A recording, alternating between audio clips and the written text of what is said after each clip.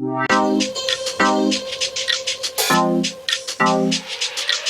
Welcome to food ഇൻഷി. നമുക്ക് കുറച്ച് ബ്രെഡ് നിറച്ചെടുത്താലോ? അതിന് വേണ്ടിയിട്ട് കുറച്ച് ചിക്കൻ എടുത്ത് വെച്ചിട്ടുണ്ട്, ബ്രെഡ് എടുത്ത് വെച്ചിട്ടുണ്ട്. ഇത് നമുക്ക് കട്ട് ചെയ്തെടുക്കേണ്ടി വരും. 2-3 പീസാക്കിയിട്ട് കട്ട് ചെയ്തെടുത്താൽ മതി. ഒരു 3-4 കോഴിമുട്ട എടുത്ത് വെച്ചിട്ടുണ്ട്. ഇത് പുഴുങ്ങിയെടുക്കണം. അതുപോലെ ഈ ചിക്കനിലേക്ക് കുറച്ച് മസാല ഉണ്ടാക്കിയെടുക്കണം. റംസാൻ സ്പെഷ്യലായിട്ടാണ് ഉണ്ടാക്കുന്നത്. അതിലേക്കുള്ള മസാല ഉണ്ടാക്കിയെടുക്കാം. അതിന് ഓയിൽ അടുപ്പത്ത് വെച്ചിട്ടുണ്ട്. ഒരു പാത്രത്തിൽ കുറച്ച് സവാള പൊടിങ്ങനെ അരിഞ്ഞെടുത്ത സവാള ഉണ്ട്, അതിലിട്ട് വെക്കാം.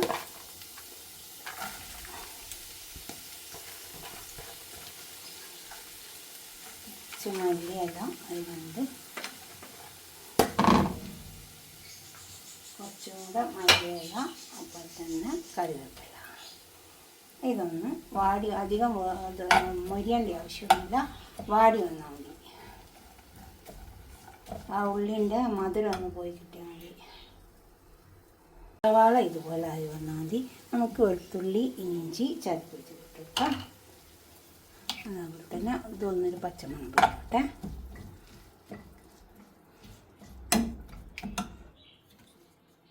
അതൊക്കെ പച്ചമണം പോയാണ്. നമുക്ക് കുറച്ച് മസാലകൾ ചേർത്ത് വെക്കുന്നുണ്ട്. 1 ടീസ്പൂൺ പെരിഞ്ജീരകത്തിൻ്റെ പൊടി, 1 ടീസ്പൂണാണ്. അപ്പോൾ തന്നെ 1 ടീസ്പൂൺ മല്ലിപ്പൊടി, 1 ടീസ്പൂൺ മസാല കുറച്ചാൽ മതി, ടീസ്പൂൺ കുരുമുളകിൻ്റെ പൊടി, കുറച്ച് ചില്ലി ഫ്ലേക്സ് 1 ടീസ്പൂൺ ഉണ്ട്. പിന്നെ നമുക്ക് ഗരം മസാല പൊടിച്ച് വെച്ചതുണ്ട്, അതിട്ട് വെക്കാം. ഇത് വീട്ടിൽ തന്നെ ഉണ്ടാക്കുന്നതാണ്. അത് 1 ടീസ്പൂൺ എടുത്തിട്ടുണ്ട്. ഇനി ഇതൊക്കെ ഒന്ന് നന്നായി ഇളക്കി ചേർക്കാം. ഉപ്പ് ആവശ്യപോലെ ഇട്ട് കൊടുക്കാം. ചിക്കൻ വേപ്പിക്കുമ്പോൾ ഉപ്പ് ഇട്ട് കൊടുത്താണ്, അതുകൊണ്ട് ഇനി കുറച്ച് ഈ മസാലയ്ക്ക് മാത്രമുള്ള ഉപ്പ് ഇട്ട് കൊടുത്താൽ മതി. ചിക്കൻ ഞാനൊന്ന് ക്രഷ് ചെയ്തെടുത്തിട്ടുണ്ട്. ഇതുമാതിരി ഒരു ചോപ്പറുണ്ടെങ്കിൽ അതിലിട്ട് കൊടുത്താൽ മതി, അതല്ലെങ്കിൽ മിക്സിൻ്റെ ചെറിയ ജാറിലിട്ട് കൊടുത്താൽ മതി. ഇനി ഇത് നന്നായി ഇളക്കി ചേർത്ത് എടുക്കാം. ഇതുപോലെ ഇളക്കി ചേർത്തെടുത്താൽ മസാല ആയി വന്നിട്ടുണ്ട്. ഞാനൊന്ന് ക്രഷ് ചെയ്തെടുത്താൽ മതി, ഉണ്ടോ? അപ്പോൾ ഇതൊക്കെ മസാലയൊക്കെ നല്ലോണം ഇതിൽ പിടിക്കും.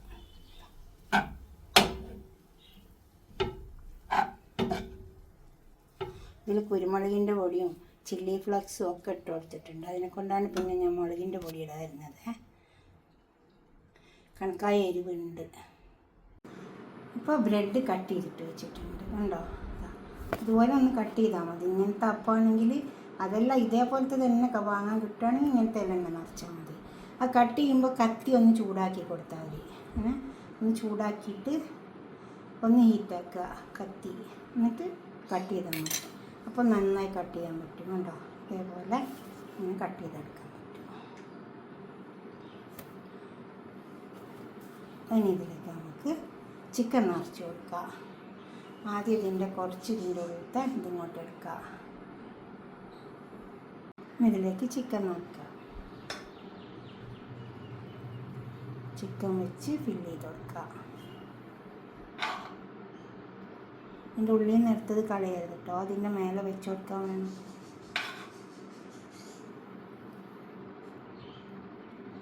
എന്നിട്ട് നമ്മൾ പുഴുങ്ങി വെച്ച മുട്ടയില്ലേ, അതിൻ്റെ പകുതി വെച്ച് കൊടുത്താൽ മതി.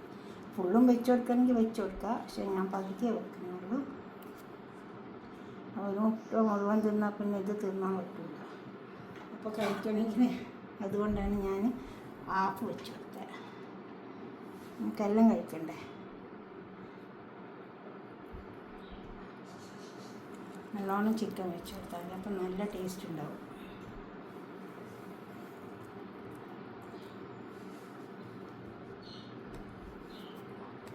ഇതേപോലെ എല്ലാം ഞാൻ നിറച്ചെടുക്കാം.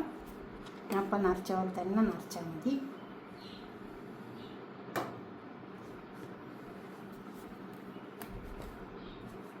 ഇതുപോലെ ഇതിങ്ങോട്ട് എടുക്കുക.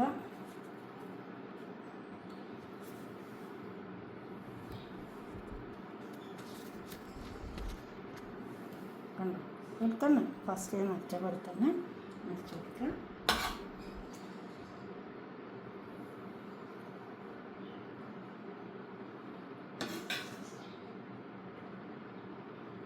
നല്ലതാണ് റംസാനിൽ നമുക്ക് നോമ്പിന് പറ്റിയതാണ്.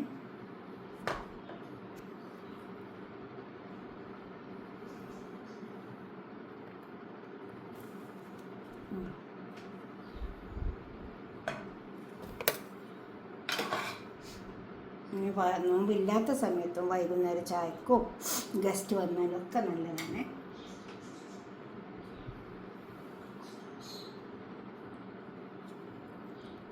എല്ലാവർക്കും നോമ്പ് ഉണ്ടായിക്കൊള്ളണമെന്നില്ല. അപ്പോൾ വൈകുന്നേരം ചായക്കൊക്കെ ഉണ്ടാക്കുക. ഇനി ഇതിൻ്റെ മേലെ ഇത് വെച്ച് കൊടുക്കുക. ഉണ്ടോ കോഴിമുട്ട അടിച്ചിട്ട് അതിൻ്റെ മേലെ വെച്ച് കൊടുത്താൽ മതി. നോക്കാം.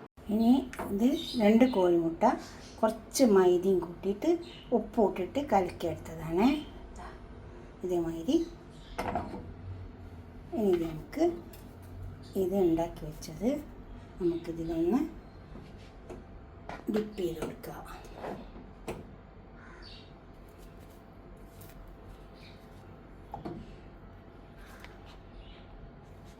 ഇതേപോലെ ആവശ്യം ഒന്ന് ഡിപ്പ് ചെയ്ത് കൊടുക്കുക.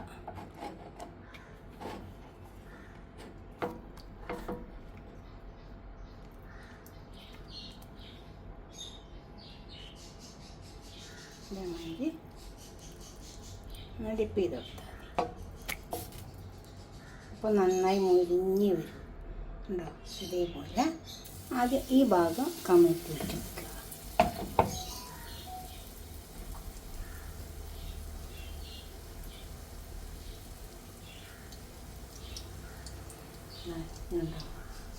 ഇത് ഡിപ്പ് ചെയ്ത് കൊടുക്കുക. അങ്ങനെ ഡിപ്പ് ചെയ്ത് കൊടുക്കണം.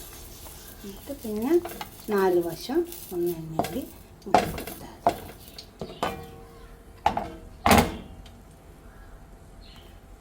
4 വശം ഇതിലൊന്ന് മുക്കി കൊടുത്താൽ മതി. എണ്ണയിലല്ല ഇതിലാണ്. എന്നിട്ട് കടായിലേക്ക് വെച്ച് കൊടുക്കുക. ഇത് ആ വശം നന്നായി മൊരിഞ്ഞ് വന്നാൽ നമുക്ക് 4 വശം ഇങ്ങനെ മൊരിച്ചിട്ടെടുക്കാം. അപ്പോൾ നല്ല ടേസ്റ്റ് ഉണ്ടാവും. അപ്പം നമുക്കിതൊന്ന് തിരിച്ച് നോക്കാം. ഇതേപോലെ ഇനി ഈ വശം അതേപോലെ തന്നെ നമുക്ക് മൊരിപ്പിച്ചെടുക്കാം.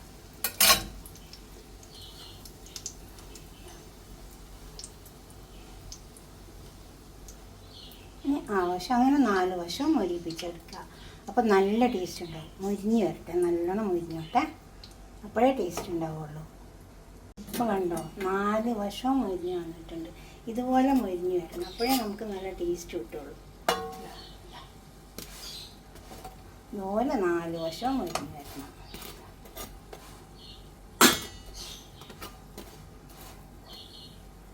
ഇനി നമുക്കൊരു പാത്രത്തേക്ക് സെർവ് ചെയ്യാം. അപ്പോൾ ഞാനിവിടെ കൊണ്ടുവന്ന് വെച്ചിട്ടുണ്ട്. ഇതുപോലൊക്കെ മൊരിപ്പിച്ചെടുത്തിട്ട് ഉണ്ടാക്കിയെടുത്താൽ നല്ല ടേസ്റ്റ് ഉണ്ടാവുക.